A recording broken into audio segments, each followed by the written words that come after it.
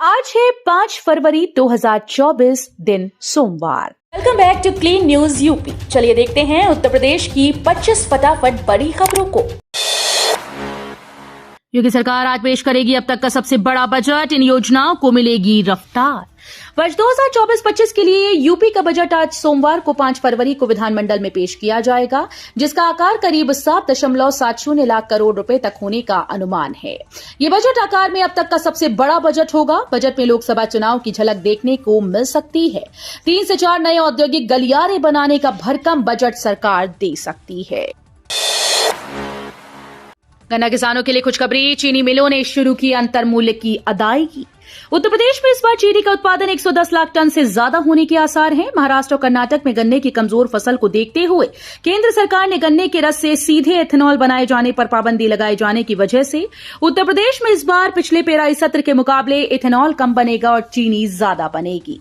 गन्ना आयुक्त कार्यालय से मिली जानकारी के अनुसार 120 चीनी मिलों में अब तक 574 लाख टन गन्ने की पेराई करके लगभग 58 लाख टन चीनी का उत्पादन किया जा चुका। यूपी फिल्म सिटी में बनेंगे अयोध्या के घाट, इन प्रसिद्ध मंदिर के बनेंगे सेट। यूपी की फिल्म सिटी में निर्माता निर्देशक केवल आइडिया लेकर आएंगे और पूरी फिल्म बनाकर वापस जाएंगे। सीएम योगी का dream project international film city निर्माताओं को एक सिनेमैटिक एडवेंचर का एहसास कराएगा। उत्तर प्रदेश के जेवर में बनने वाली इस फिल्म सिटी में अयोध्या, वाराणसी के घाट, हिमाचल के बाजार, कश्मीर की डल झील से लेकर केदारनाथ समेत सारे प्रसिद्ध मंदिर के सेट बनेंगे। अधीना सेवा चयन आयोग में 2028 सहायक स्टोर कीपर व अन्य पदों पर भर्ती। उत्तर प्रदेश अधीना सेवा चयन आयोग ने विभिन्न विभागों में कुल 2028 रिक्त पदों पर भर्ती के लिए ऑनलाइन आवेदन पत्र आमंत्रित किए। आंतरिक लेखा और लेखा परीक्षा निदेशालय उत्तर प्रदेश के नियंत्रणाधीन सहायक लेखाकार के 668 पद, सहायक लेखाकार के 950 पद और लेखा परीक्षक के 209 पद व उत्तर प्रदेश राज्य विधिक सेवा प्राधिकरण के नियंत्रणाधीन सहायक लेखाकार के 1 यानी कुल 1828 पदों पर चयन के लिए आवेदन आमंत्रित किए गए। 8 फरवरी से बदलेगा इन ट्रेन्स का शेड्यूल, मुश्किल होगी यात्रा। पूर्वोत्तर रेलवे के लखनऊ मंडल पर बुड़वा सीतापुर खंड पर पैच दोहरीकरण, प्री नॉन इंटरलॉक कार्य एवं सीआरएस निरीक्षण के कारण 8 फरवरी से 13 फरवरी तक ट्रेन के शेड्यूल बदलेगा। मैलानी जंक्शन से लखनऊ गोरखपुर रूट पर संचालित 5 जोड़ी गाड़ियों का संचालन मैलानी से सीतापुर जंक्शन स्टेशन तक बंद रहेगा। गोरखपुर के मुख्य जनसंपर्क अधिकारी पंकज सिंह ने बताया कि गोरखपुर मैलानी एक्सप्रेस गाड़ी संख्या 15009 आगामी 8 से 12 फरवरी तक और मैलानी गोरखपुर एक्सप्रेस गाड़ी संख्या 15010 9 फरवरी से 13 फरवरी तक मैलानी से गोमती नगर स्टेशन के मध्य निरस्त रहेगी। बुंदेलखंड विश्वविद्यालय इस बार भी कराएगा प्रदेश भर में बीएड प्रवेश परीक्षा। प्रदेश भर में उत्तर प्रदेश राज्य स्तरीय बीएड संयुक्त प्रवेश परीक्षा इस बार भी बुंदेलखंड विश्वविद्यालय आयोजित कराएगा। इस परीक्षा की आवेदन प्रक्रिया को लेकर तैयारियां शुरू हो गई। इसके लिए ऑनलाइन आवेदन आगामी 10 फरवरी से 10 मार्च तक किए जाएंगे। विश्वविद्यालय की वेबसाइट www.bujhansi.ac.in पर आवेदन करना होगा। विश्वविद्यालय प्रशासन विभाग इसको लेकर तैयारियों में जुट गया है। इन लोगों को फ्री सिलेंडर का नहीं मिल पाएगा लाभ, करना जरूरी है ये काम। प्रदेश सरकार ने उज्ज्वला योजना के लाभार्थियों को साल में 2 मुफ्त रिफिल सिलेंडर देने की घोषणा की थी। दिवाली में 1 रिफिल सिलेंडर दिया जा चुका है। उपभोक्ताओं को 15 फरवरी तक ये मिल सकेगा।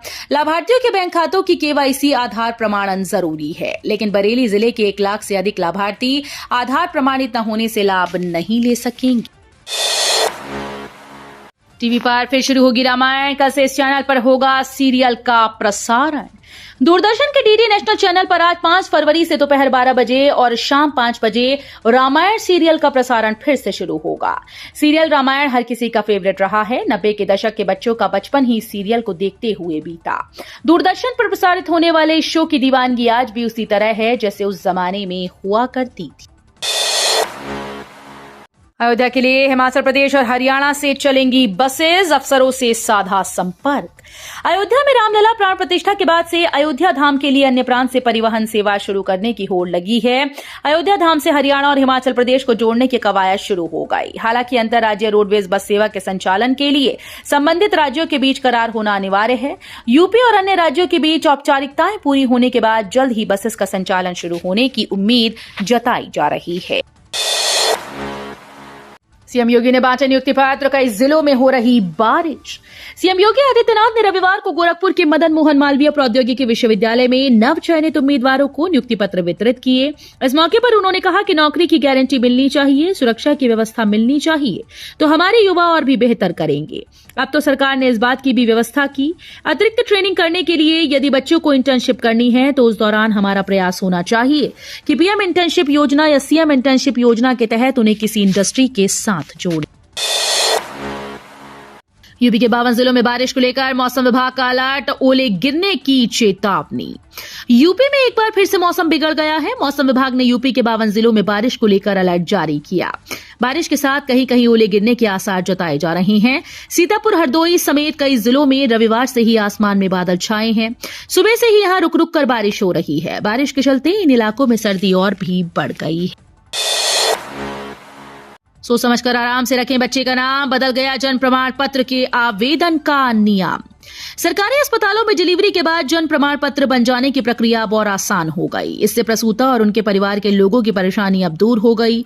प्रमाण पत्र के लिए पहले बिना नामकरण बच्चों का नाम रखना पड़ता था। ये समस्या शासन ने अब दूर कर दी। अब प्रसूता की डिलीवरी के बाद वे आराम से बच्चे का नामकरण संस्कार करा सकते हैं। बच्चे का नाम रखकर प्रमाण पत्र के लिए आराम से आवेदन कर सकते हैं। इसके लिए ऑनलाइन व्यवस्था में भरपूर समय दे दिया गया है।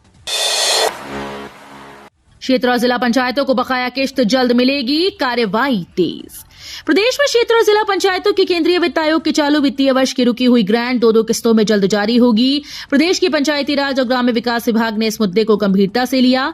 अब ये पड़ताल करवाई जा रही है कि कितने क्षेत्र व जिला पंचायतों के ऑडिट और अकाउंट सेटलमेंट पूरे हो चुके हैं, कितनों के बाकी हैं। राहुल की यात्रा से तय होगी यूपी में कांग्रेस की ताकत। उत्तर प्रदेश के 19 जिलों से होकर गुजरने वाली राहुल गांधी की भारत जोड़ो न्याय यात्रा पर विरोधी दलों के साथ साथ सहयोगी दलों की भी नजर है। माना जा रहा है कि लोकसभा चुनाव से ठीक पहले हो रही इस यात्रा से यूपी में कांग्रेस की ताकत भी तय होगी। यात्रा को अपेक्षित जन समर्थन मिलने पर कांग्रेस को गठबंधन में ज्यादा सीटें मिलने की संभावना बढ़ जाएगी। श्रावस्ती एयरपोर्ट को मिला उड़ान शुरू करने का लाइसेंस, जल्द शुरू होगी फ्लाइट। उत्तर प्रदेश के देवी पाटन मंडल के लोगों के लिए खुशखबरी है। श्रावस्ती एयरपोर्ट को उड़ान भरने का लाइसेंस जारी कर दिया गया। जल्द ही उड़ान चालू करने की तिथि घोषित कर दी जाएगी और फिर लोग श्रावस्ती एयरपोर्ट से अन्य स्थानों के लिए उड़ान भर सकते हैं। पहले चरण में 19 सीटर विमान उड़ेंगे। विमान कंपनीज के आवेदन और उनके रूट चार्ट के निर्धारण के बाद विमान सेवा शुरू हो जाएगी। बहन बेटी को छेड़ने की कोशिश की तो अगले चौराहे पर उनका राम नाम सत्य। सीएम योगी की अपराधियों को चेतावनी। मुख्यमंत्री योगी आदित्यनाथ ने कहा कि प्रधानमंत्री नरेंद्र मोदी के नेतृत्व में देश बदल रहा है। इस बार केंद्र में सरकार बनी तो देश विश्व की तीसरी बड़ी अर्थव्यवस्था बनेगा। मुख्यमंत्री संत कबीर नगर के मगहर स्थित कबीर चौरा में चल रहे कबीर मगहर महोत्सव के समापन समारोह और परियोजनाओं के लोकार्पण शिलान्यास कार्यक्रम को संबोधित कर रहे थे। महोत्सव के समापन समारोह को संबोधित करते हुए कहा कि जब देश शक्तिशाली और समृद्ध होता है, प्रधानमंत्री मोदी के नेतृत्व में देश तेजी से 5वीं अर्थव्यवस्था बना है। मुरादाबाद राज्य कर विभाग वाहन चेकिंग में पहले स्थान पर, जीएसटी वसूली में अयोध्या मंडल को पीछे छोड़ा। मुरादाबाद राज्य कर विभाग की मोबाइल टीम वाहन चेकिंग में प्रदेश में प्रथम स्थान पर है। जीएसटी जमा करने में मुरादाबाद जोन के व्यवसायी अयोध्या को पीछे छोड़ते हुए प्रदेश में दूसरे स्थान पर पहुंच गए हैं। जनवरी माह में मुरादाबाद मंडल ने 130 करोड़ रुपए से अधिक का राजस्व हासिल किया है। पेप्सिको प्लांट का 90% काम पूरा। अब गोरक्षनगरी में भी बनेगी कोल्ड ड्रिंक। गीरा सेक्टर 27 में बन रहे पेप्सिको प्लांट का करीब 90% काम पूर्ण हो चुका है। मशीनों के इंस्टॉलेशन का कार्य आरंभ हो चुका है। मार्च के अंतिम सप्ताह तक यहां से उत्पादन भी शुरू होने की उम्मीद है। इस प्लांट से कोल्ड ड्रिंक के अलावा दूध, दही, छाछ, लस्सी, चॉकलेट आदि प्रोडक्ट भी बनेंगे। इससे करीब 3000 लोगों को रोजगार मिलेगा। इसके अलावा लगभग 10,000 दूध विक्रेताओं को भी फायदा होगा। श्री कृष्ण जन्मभूमि मुक्ति निर्माण ट्रस्ट के अध्यक्ष पहुंचे कोर्ट। शाही ईदगाह के सचिव के खिलाफ दी अर्जी। उत्तर प्रदेश के मथुरा में श्री कृष्ण जन्मभूमि मुक्ति निर्माण ट्रस्ट के अध्यक्ष आशुतोष पांडे की ओर से सीजेएम कोर्ट में शाही ईदगाह के सचिव के खिलाफ मुकदमे को अर्जी दी गई। उन्होंने आरोप लगाया कि सचिव द्वारा उनके खिलाफ कोर्ट में झूठा आपराधिक रिकॉर्ड पेश किया गया। कोर्ट ने अर्जी स्वीकार करते हुए आज 5 फरवरी को सुनवाई की तिथि नियत की है। कृषि मंत्री सूर्य प्रताप शाही बोले, अब किसान उद्यमी बनने की ओर अग्रसर। प्रदेश के कृषि मंत्री सूर्य प्रताप शाही ने कहा कि देश की आत्मनिर्भरता में किसानों का अहम योगदान है। तकनीक और उनके मेहनत के बदौलत ही हम खाद्यान्न में आत्मनिर्भर होने के साथ निर्यात कर रहे हैं। वाराणसी से 15 माह में 800 मीट्रिक टन फल सब्जियों का निर्यात कर चुके हैं। आज किसान उद्यमी बनने की ओर अग्रसर हैं। जौहर यूनिवर्सिटी पर संकट के बादल, आजम खां के मोहल्ले से हस्ताक्षर अभियान शुरू, सरकारी करने की उठी मांग। सपा नेता आजम खां की जौहर यूनिवर्सिटी को सरकारी घोषित किए जाने की मांग को लेकर फिर से हस्ताक्षर अभियान शुरू किया गया है। इस दफा अभियान की शुरुआत सपा नेता के मोहल्ले से की गई। यह अभियान सप्ताह भर चलाया जाएगा। मुख्यमंत्री को पत्र भेजकर यूनिवर्सिटी को सरकारी घोषित कराने की मांग की जाएगी। सपा नेता की जौहर यूनिवर्सिटी पर संकट के बादल मंडरा रहे हैं। जनवरी में 18,000 वीवीआईपी ने प्रोटोकॉल से किए बाबा के दर्शन, बाकियों को देना पड़ा शुल्क। श्री काशी विश्वनाथ मंदिर में नई व्यवस्था के तहत महीने भर में 18,350 श्रद्धालुओं ने वीवीआईपी प्रोटोकॉल के तहत बाबा का दर्शन पूजन किया। रोज औसतन 600 से 650 वीवीआईपी प्रोटोकॉल के तहत बाबा के दर्शन के लिए पहुंच रहे हैं। मंदिर प्रशासन की ओर से निर्धारित 87 वीवीआईपी को छोड़कर प्रोटोकॉल दर्शन करने वालों को सुगम दर्शन शुल्क देना पड़ रहा है। छोटे दलों से हाथ मिलाकर ऐसे खेल बिगाड़ने वाली है मायावती। इन दलों से होने जा रहा है गठबंधन। जब पूरे देश में एनडीए के विरोध में ज्यादातर विपक्षी दल एकजुट होकर गठबंधन बना रहे हैं, तो बसपा सुप्रीमो मायावती अपनी अलग ही चाल चल रही हैं। बहुजन समाज पार्टी ने अपनी सियासी रणनीतियों को धार देते हुए एक बार फिर से छोटे छोटे दलों से हाथ मिलाकर बड़ा खेल करने की तैयारी शुरू कर दी। बहुजन समाज पार्टी से ताल्लुक रखने वाले नेताओं की माने तो मायावती इस लोकसभा चुनाव में उन छोटे छोटे दलों से हाथ मिलाने की राह तैयार कर चुकी हैं, जिनको विपक्षी दलों के गठबंधन समूह ने अपने साथ नहीं जोड़ा। सपा नेता स्वामी प्रसाद मौर्य को दिखाए गए काले झंडे, काफिले पर फेंका जूता व स्याही, 2 हिरासत में।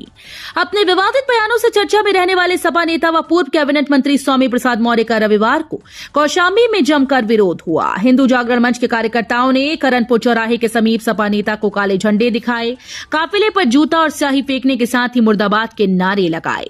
मामले में पुलिस ने 2 युवकों को हिरासत में लिया है। यूपी के जिले में बना सफाई मित्रों का मॉडल अब पूरे प्रदेश में होगा लागू। गोरखपुर नगर निगम के द्वारा सफाई मित्रों की सामाजिक और आर्थिक सुरक्षा का बनाया गया मॉडल पूरे प्रदेश में लागू होगा। पिछले दिनों सफाई मित्र सुरक्षा और सम्मान समारोह में मुख्यमंत्री योगी आदित्यनाथ ने निगम के इस पहल की खुले मन से सराहना की थी।